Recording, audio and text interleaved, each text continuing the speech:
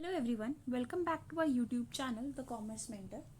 तो आज की क्लास में हम एक नया टॉपिक स्टार्ट करने वाले हैं। डिमांड चैप्टर का ही डिमांड चैप्टर को ही कंटिन्यू करेंगे। जैसे कि हमने लास्ट क्लास में सबसे पहले पढ़ा था व्हाट इज़ डिमांड, हमने पढ़ा था what are the factors affecting demand and demand schedule. तो आज की क्लास का जो हमारा पहला टॉपिक है that is law of demand. पहले समझ लेते हैं कि what is law of demand. इसका मैंने आपको लास्ट क्लास में एग्जाम्पल दिया था।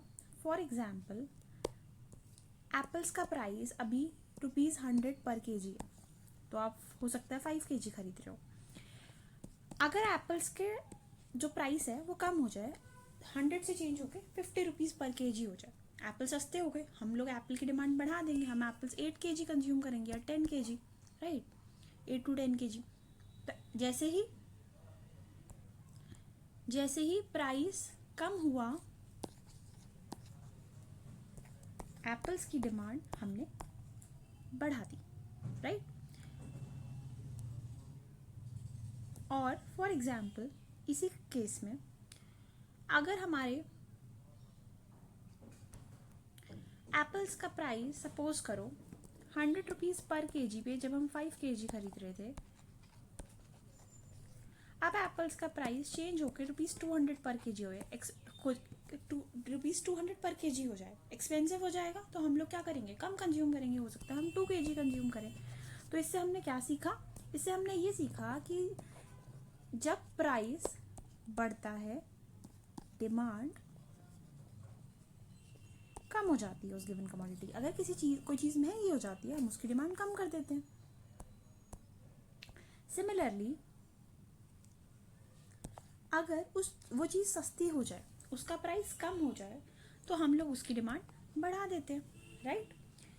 तो इससे हमने क्या देखा कि अगर एक चीज़ बढ़ रही है तो दूसरी कम हो रही है, अगर एक कम हो रही है तो दूसरी बढ़ रही है।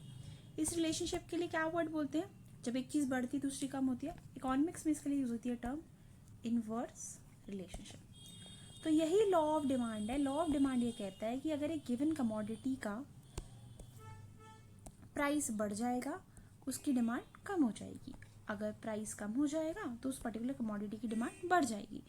The law of demand states that the price of a given commodity and the quantity demanded has inverse relationship. But there is an assumption कि लॉ ऑफ डिमांड ये कहता है कि मैं बाकी फैक्टर्स को एज्यूम नहीं कर रहा। हमने लास्ट क्लास में बहुत सारे फैक्टर्स पढ़े जिसकी वजह से डिमांड फ्लक्चुएट करती है। हमने पढ़ा price of given good, price of related goods, income of the consumer, taste and preferences, जैसे कि बहुत सारे फैक्टर्स होंगे ना पूरी इकोनॉमी में, जिसकी वजह से आप लोग अपनी डिमांड चेंज करोगे। जैसे हो सकता है आपकी इनकम बढ़ जाए तो आप डिमांड को अकॉर्डिंगली चेंज कर दो, कम कर दो या बढ़ा दो, जो भी केस होगा। तो लॉ ऑफ डिमांड ये कहता है कि मैं बाकी फैक्टर्स को कांस्टेंट एज्यूम कर रहा हूँ। इसकी डेफिनेशन पढ़ लेते हैं। The law of demand states that there exists inverse relationship between the price and quantity demanded. Price और क्वांटिटी डिमांडेड में इन्वर्स रिलेशनशिप होगा। मतलब अगर प्राइस बढ़ेगा तो उस चीज़ की डिमांड हम कम कर देंगे, और अगर प्राइस कम हो जाएगा तो हम उस चीज़ की डिमांड बढ़ा देंगे, लेकिन कीपिंग अदर फैक्टर्स कांस्टेंट। इसे कीपिंग अदर फैक्टर कांस्टेंट को ये टर्म बोली जाती है ceteris paribus. This law is also known as the first law of purchase. तो ये एमसीक्यू में आपसे पूछ सकते हैं कि which law is known as the first law of purchase, law of demand.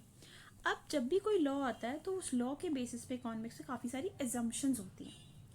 अब ये एजम्पशंस क्या है, ये एजम्पशंस देखो बहुत ईजी है। मैंने आपको सिर्फ बोली एक ही एजम्पशन है छोटी सी, कि जो फैक्टर्स प्राइस को इफेक्ट करते हैं, 5 फैक्टर्स होते हैं जो प्राइस को इफेक्ट करते हैं। कौन कौन से 5 फैक्टर्स होते हैं, जो कि हमने लास्ट क्लास में भी पढ़ा था। 5 फैक्टर्स होते हैं, राइट। पहला फैक्टर होता है प्राइस ऑफ गिवन गुड, दूसरा फैक्टर होता है price of related goods. Related में 2 टाइप के गुड्स पढ़े थे, सब्स्टिट्यूट गुड्स और कॉम्प्लीमेंट्री गुड्स। अगर किसी ने मेरी लास्ट वीडियो कवर नहीं करी है तो आई वुड रिक्वेस्ट कि पहले आप इस वीडियो को पॉज करिए, लास्ट जो वीडियो फर्स्ट वीडियो जो अपलोड हुई है डिमांड चैप्टर की, उसको देखिए, तभी आपको आज की क्लास ज़्यादा अच्छे से समझ आएगी। थर्ड फैक्टर क्या पढ़ा था, income of the consumer, consumer कितना कमा रहा है। फोर्थ फैक्टर हमने पढ़ा, टेस्ट एंड प्रेफरेंसेस।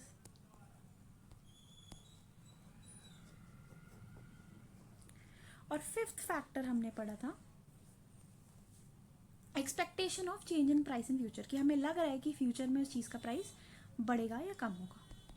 तो लॉ ऑफ डिमांड ये कहता है, मैं ये तुम्हें बता, लॉ ऑफ डिमांड ये बोलता है कि जो प्राइस है ऑफ गिवन गुड अगर वो चेंज होगा तो डिमांड के साथ इनवर्स रिलेशनशिप रहेगा, कि अगर price of given good increase करेगा तो demand of the given good will decrease, and if the price of the given good decreases the demand of the given good increases। पर law of demand ये कहता है कि बाकी जितने भी फैक्टर्स हैं ये सारे फैक्टर्स क्या रहेंगे, हमेशा कांस्टेंट रहेंगे। फर्स्ट फैक्टर तो पे तो डिमांड डिपेंड ही कर रही है, बाकी 2, 3, 4, 5 ये सब क्या रहेगा, कांस्टेंट रहेगा।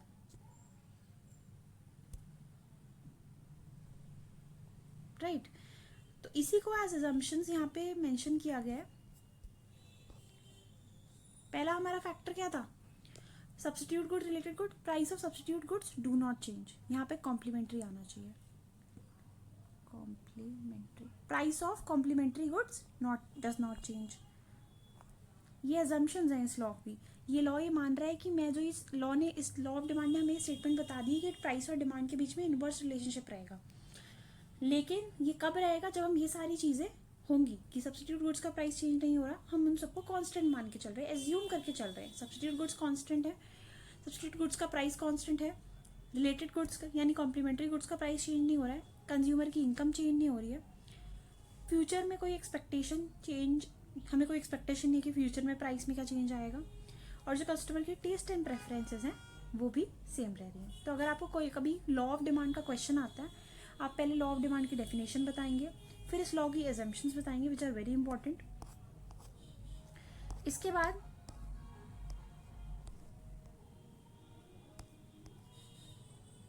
हमें डिमांड का स्केड्यूल दिखाना पड़ेगा। फॉर एग्जाम्पल इस केस में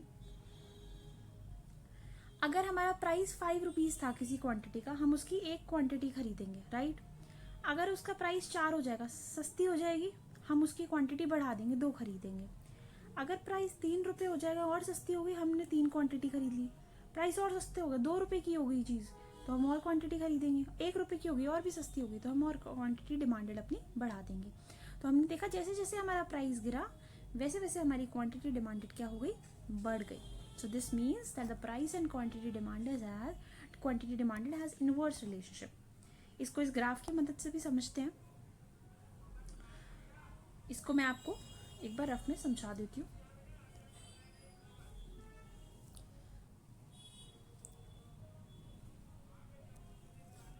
ये है हमारी y एक्सिस और ये है हमारी x एक्सिस, राइट। यहाँ पे हम दिखा रहे हैं प्राइस ऑफ गुड x और यहाँ पे हम दिखा रहे हैं quantity of good, quantity demanded of good x। तो होता क्या है, सपोज करो अभी पहले प्राइस था PO, राइट, उस पे हम इतनी क्वांटिटी डिमांड करे थे विच इज QO। अब सपोज करो प्राइस जो है वो क्या हो जाता है, कम हो जाता है। प्राइस कम हो गया, इस प्राइस पे हम खरीद रहे हैं, जब इस प्राइस पे खरीदेंगे तो हम ज़्यादा डिमांड करेंगे। पहले क्वांटिटी इतनी थी लेकिन अब हम थोड़ी सी ज़्यादा डिमांड करेंगे, दिस इज Q1। ओके, मैं दोबारा बना देती हूँ। फॉर एग्जाम्पल ये है हमारा y एक्सिस, ये है हमारा x axis. y axis denote कर रहा है price of good x, x axis denote कर रहा है quantity demanded of good x। और इफ सपोज पहले हम P0 प्राइस पे Q1 Q0 क्वांटिटी खरीदते थे, बट अगर जो प्राइस है वो कम हो जाए तो हम ज़्यादा खरीदेंगे, राइट। तो हम ऐसे करके थोड़ा सा ज़्यादा खरीदेंगे, Q0 से ज़्यादा खरीदेंगे, Q1 खरीदेंगे। तो इस केस में क्या हुआ कि हमारी डिमांड पहले यहाँ थी, अब यहाँ हो गई। तो ये एक पॉइंट पे डिमांड यहाँ थी, एक पॉइंट पे डिमांड यहाँ थी, तो दोनों पॉइंट्स को ज्वाइन कर देंगे। I am not able to join it because मैं टैब पे वर्क कर रही हूँ, बट आप नोटबुक में इसको with the help of scale draw कर सकते हैं। तो ये हमारा डिमांड कर्व है, और जो डिमांड कर्व होता है वो डाउनवर्ड स्लोपिंग होता है, नीचे को जा रहा है ना, ये ऊपर से नीचे जा रहा है, डाउनवर्ड स्लोपिंग, राइट। यही सेम डायग्राम आपको मेरे नोट्स में भी मिल जाएगा। ओके, तो यहाँ पे हमारा लॉ ऑफ डिमांड खत्म होता है। अगर आपको लॉ ऑफ डिमांड का क्वेश्चन आता है तो आप पहले लॉ ऑफ डिमांड की डेफिनेशन बताएंगे, उसके बाद आप लॉ ऑफ डिमांड की एजम्पशंस बताएंगे, फिर आप डिमांड का स्केड्यूल बनाएंगे एंड देन डिमांड का ग्राफ भी बनाएंगे, जैसे मैंने आपको दिखाया।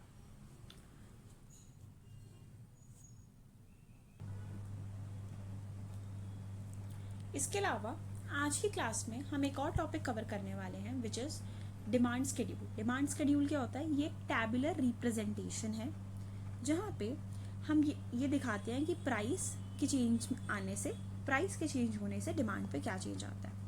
ये डिमांड स्केड्यूल कुछ नहीं है, ये प्राइस और डिमांड का एक टेबल है। जैसे कि प्राइस जब 5 रुपीज़ था तो हम 2 यूनिट्स खरीद रहे थे, प्राइस 4 हो गया कम होके तो हम 3 यूनिट्स खरीद रहे हैं, प्राइस 3 हुआ तो 5 यूनिट्स खरीदी, 2 रुपीज़ हुआ तो 8 यूनिट्स खरीदी, 1 रुपये हो गया प्राइस तो हमने 14 यूनिट्स खरीदी। This is what is known as demand schedule. Demand schedule is a tabular representation showing different quantity of commodity demanded at different prices during a given period of time. I hope ये आप सबको clear होगा। एक छोटा सा topic आज और cover करेंगे हम आज की क्लास में। जब डिमांड में चेंज आता है तो उसको दो तरीके से रिप्रेजेंट किया जाता है। एक टर्म होती है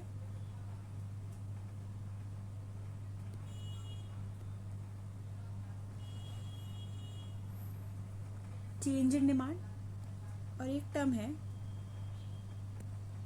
चेंज इन क्वांटिटी डिमांडेड। इसके लिए आपको ये पता होना चाहिए what are the factors affecting price which we have already covered in the last class. तो अगर आप लोगों ने वो वीडियो नहीं देखी है, अभी इस वीडियो को पॉज करिए, पहले आप वो वीडियो देखिए, उसके बाद इस वीडियो को देखना। तो जिन्होंने वो वीडियो देखी है आई होप वो रिकॉल कर पा रहे होंगे कि what are the factors affecting price of a given commodity. तो पहला फैक्टर क्या होता है? Price of the given good, right. तो जब डिमांड में चेंज आता है due to the change in the price of the given good only, उस डिमांड को हम बोलते हैं change in quantity demanded. Notes में भी कवर्ड है ये, मैं आप लोगों को दिखा देती हूँ।